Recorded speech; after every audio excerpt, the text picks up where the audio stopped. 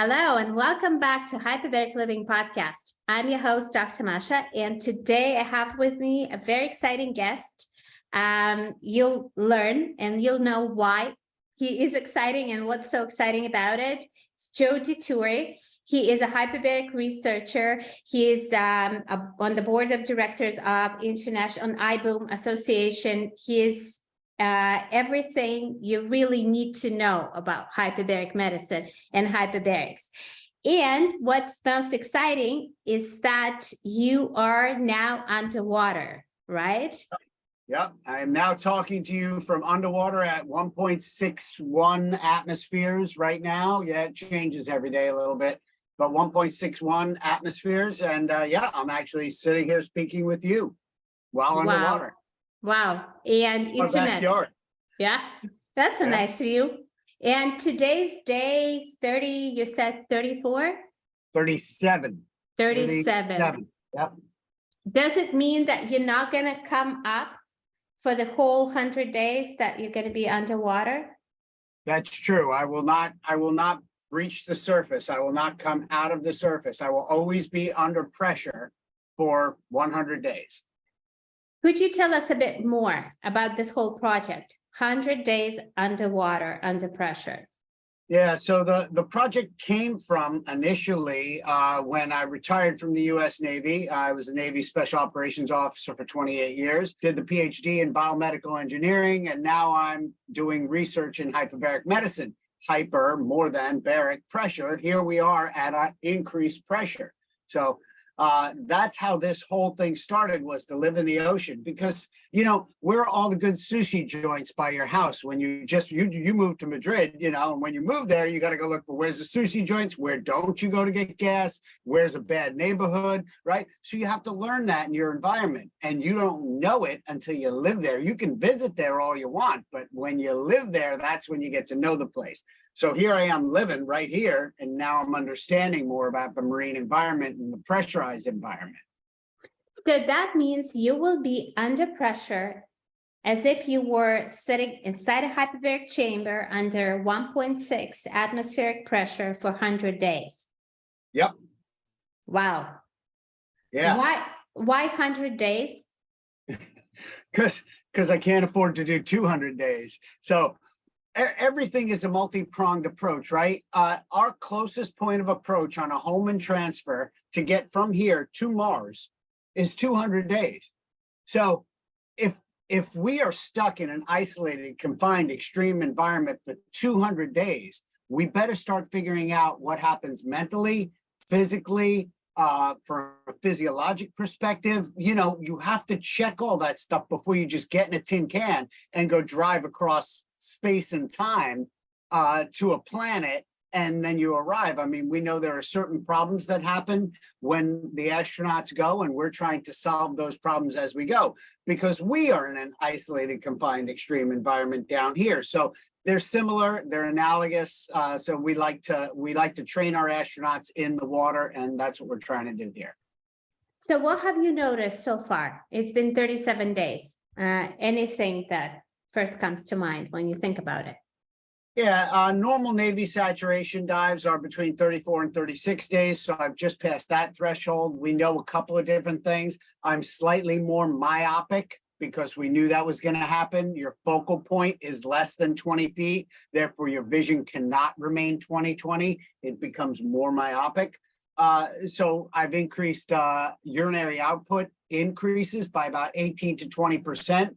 And anybody that does happen to be able to come down here has that same effect. So they've noticed about an 18% increase, but it's only the males. So I haven't done many experiments on females. So there's that. But those are the two things that we've noticed so far. Remember, we're doing blood tests. So we're doing stem cell observations, you know, stem cell flow cytometry, sending it up on the surface, right? We're doing brain-derived neurotropic factor, insulin growth factor, vascular endothelial growth factor.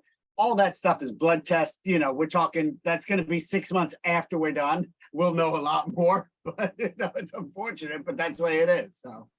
So I have to get you back on a podcast 6 months Yeah. later so you can share all these findings. I have a lot of questions, of course, because you're in pressurized environment and this is a hyperbaric show. You mentioned myopia. It's going to be reversible, right? When the experiment is over, or we don't know. Yeah, but this myopia is not from hyperbaric myopia, right? It's not from oxygen-induced myopia. It's from focal point distance myopia. And we know this from submarines. So US Navy submarines will go underwater for a period of up to 90 days. And when they do, their staff will come out and they have never seen for 90 days something longer than 20 feet away. So their focal point is reduced to 14 or 15 or 15 feet. Have you noticed any changes in your sleep, for example? Are you sleeping more? Are you sleeping less? I'm sleeping less, but my sleep is overall deep sleep is increased by about 25 or 30%, right? It's that warm hug, right? It's that increased pressure. So it's that increased metabolism during the day. So, you know, you have to be increased metabolism because you have an increased oxygen down here due to the laws of physics and partial pressure, right? So I'm breathing about 36%, 35% oxygen on a regular basis. So therefore my metabolism must be increased. So, you know, now what that compensatory reaction is over a long period of time, no clue. We don't have any idea. Will I come up with less red blood cells? I don't know. Yeah. What about heart rate and heart rate variability? Are you measuring those? Of course you are. You're measuring every single thing. Yeah, exactly. EEGs, EKGs, pulmonary function tests on a regular basis. So yeah, as a matter of fact, interestingly enough, I just received a U.S. patent from the U.S. Patent Office 3 Thursdays ago. While I was down here, I got the email saying, yep, you're in. And what that is, it's a heart rate variability tracker. And that heart rate variability tracker senses autonomic nervous system stress. So I'm using that on a regular basis. So it has not changed my heart rate variability, but that heart rate variability tracker can sense hyperoxic stress, hypercapnic stress, hypoxic stress, and decompressive stress. So this is like the perfect thing for an astronaut to wear. It is really cool. And it's something that we were missing. There's sort of some information in wearable devices like Oura Ring, but it doesn't give you the full picture and it's really difficult to see. Like I wasn't able to track 100% how it changes. For example, when I'm inside a hyperbaric chamber, I can see the trend. But I want to see in detail, second by second, I want to see what's happening. Yeah. No, that's exactly what we should be looking at. That's exactly what we should be looking at. So yeah, tracking heart rate variability, tracking blood pressure, SpO2, that kind of sort of stuff. And obviously, if you don't have SpO2 of 99 while you're down here, you have some kind of a problem. I was wondering about body temperature, core body temperature. Has it dropped? Has not dropped as we've seen so far. 98.5, 98.6 is me all the time. So has not dropped any more than a point here or there, a point up or down. I want to go back to hyperbaric science because you're a scientist. What's interesting for me is the time that we spend inside a hyperbaric chamber, because really there's no set rules on how you should do it. Some people have their preconceptions, others have experience that they speak from. What is your take? How long should hyperbaric sessions be? Like, what is that gold standard there? Wow, that is a very broad question. And I want to back up to a story that I was relayed by a hyperbaric researcher named Paul back in the day. And I mean, we're talking back in the day, you know, the 80s. When he was doing hyperbaric research. And, you know, he was a colonel in the Air Force and doing research in Texas. So when the person came in through the gate to be treated, they would have to leave their car outside, get on the bus would do a round trip loop, go to the hyperbaric center, which was way down here, and then get off, get undressed and get everything going. So he designed this whole experiment to check for this one thing that this general was getting cured from. So the general was to get out of his car, get dropped off by the bus, be there for an hour and a half underwater, under pressure, if you will, to Mhm. be treated, and then get back on the bus when it made the next loop. But it only made the next loop every hour and a half. So he'd missed the bus for an hour and a half because it took him 10 minutes to get down and 6 minutes to get up. So he missed it. So now he's got to wait another hour before the bus comes back. And he was going to do it for 7 days a week, constantly on for an hour and a half a day. And the general said, Colonel, that's not the way this is going to work. I'm going to do this 5 days a week, Monday through Friday, and I'm only going to do it for an hour at a time so that I can have 10 minutes to get down, 6 minutes to get up, 76 total minutes. I'll change really quick, and then I'll make the bus. So that's the way the study was done. And that's the study that was published that we have evidence for, and that's what we treat on. So it's like that study was predicated upon a bus schedule in Texas. So don't think that we know the answer to that question, but what we have to do is speak from an informed scientific perspective, right? Because you can't say that treating somebody on air at 1.27 on air is the same and will give you the same results as treating somebody at 2.0 for an hour and a half, or 2.8 for, an hour or whatever, right? So the answer is we don't know, and we're trying to figure this stuff out. Here's the problem. Hyperbaric research is unfunded and non-pharmacy stuff. So big pharma is not paying for us to do 420,000 people in a phase 2D clinical trial so that we can prove the efficacy of hyperbarics, right? No, we're not doing that. We don't have the money to do that. Nobody does. So, but it's not something you can get hooked on, and it's not a drug that's going to cause you bad things. Sometimes people say, well, if you're not doing it with oxygen, you just do longer sessions, but it doesn't work this way. It doesn't have that inverse relationship. Or if you're not doing higher pressure, do lower pressure, but stay a longer time inside the chamber. Again, it doesn't work that way. So I wanted to ask, what was your perspective? How do we find, at least, or to give people some idea how long they should be staying? You're there for 100 days inside a hyperbaric chamber. But all that stuff that you just talked about is known. So we know all that stuff because we've done research. And what I do is I go, what is the disease that you have, right?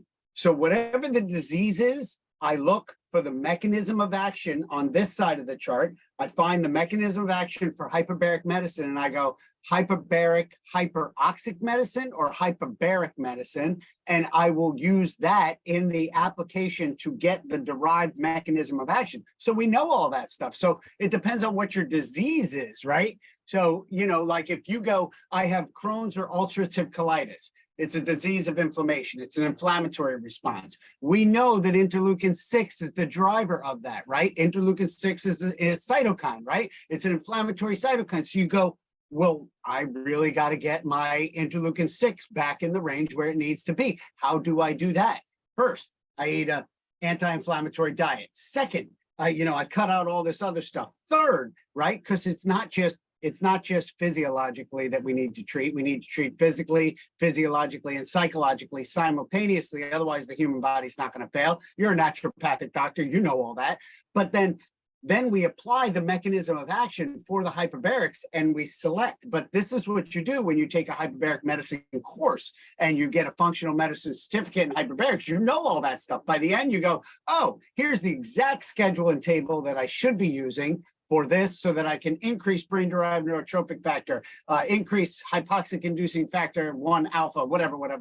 So yeah, all that stuff's actually known. We just have to find and talk to the right people. And yeah, we can definitely get that, but it depends on the disease for the person. So we're trying to simplify hyperbaric medicine at the International Board of Undersea Medicine. And we're working with, and I'm on the board of directors for the International Hyperbaric Association as well. We're trying to get that word out to everybody, not just the old white guy club in Florida, where we just talk to the old men and we keep our hush-hush secrets from all the people that want it. No, that's not the way we do things around here. We tell everybody everything and we go, you make your own decision. So you have to make sure that when you're doing and you're dosing, that you're dosing it correctly. And that comes with knowledge and experience.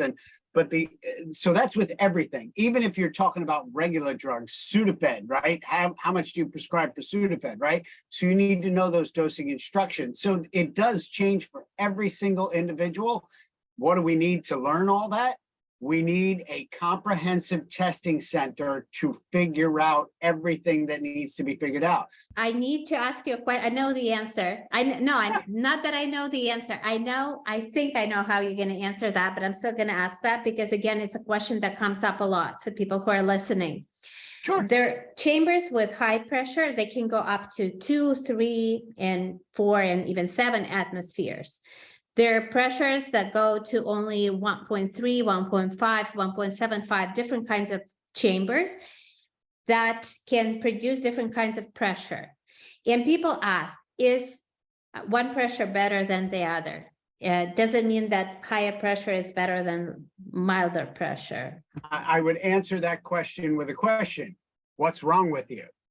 Right? So if you are looking for the mechanism of action for, let's say, decompression sickness, the best approved that we know right now is 2.81 PO2 times 288 minutes. That's the best that we know right now today. Now, are you talking about traumatic brain injury? What we're finding is that 1.6 to 1.7 to 1.5 is the better range because of vasoconstriction and increasing brain-derived neurotropic factor and increasing cerebral blood flow and, HIF-1 alpha. So that's the kind of stuff that you got to be smart about hyperbarics before you just, oh yeah, I can just treat this all the same. If you treat traumatic brain injury at 2.81, you're going to do more damage than good, right? Because it's going to over vasoconstrict. That's what your body does, and you're going to decrease oxygen throughput. So that's a problem. But this is where hyperbaric physicians and hyperbaric practitioners need to just know more. And if they know more, they'll go, oh, now I understand. I can dwell this out via, this metering measure. So that's easy enough. So, yeah, I mean, look, science wins over BS every time. Never forget that, right? So we're scientists. This is what we want to do. You want to do your PhD, you get it, right? And your readers or your listeners probably get it. They're like, hey, look, we have to have a little bit of evidence. Now, do we need 420,000 people to go through a clinical trial? I don't think so, right? Can we just find the mechanism of action, try and see if it applies and apply it loosely across a broad spectrum of types of diseases and point and see if people get better? Yeah, that's probably a good way of working it. But, so the answer is it depends. I can tell you that the laws of physics always apply. So if there's an increased pressure, there's an increased partial pressure, and that law of physics applies. I'm not the smartest guy in the world, so I don't know that for sure. And yeah, but you were the guy that I wanted to ask this question. If anybody can explain this, you would be you. Wow, thank you. That was an amazing episode. I would stay in and I would keep asking you questions. You can call me back anytime. I will. I'm taking a rain check for that. Now, let's do another episode in 6 months when you know the actual results of the test, because that would be interesting to see. I want to wish you all the best. Thank you. Down there, to use your time to your advantage and really do all these wonderful things and find not only partial cures, but complete cures for many diseases. I know they exist. I believe in the same thing. If there is a disease, there should be a cure. You would think. Yeah. Thank you so much. I appreciate it. To your listeners, thank you very much. Follow me on Dr. Deep Sea Dr. Deep Sea YouTube page or any of the social medias. I'm Dr. Deep Sea. So follow me, check out what we're doing and see our research. It's kind of cool. We'll be presenting at the World Extreme Medicine Conference in Scotland in November. So we'll have this data by about November. Perfect. Guys, all the information is in the podcast description. So you can find Dr. Dituri there. Thank you. Thanks for listening.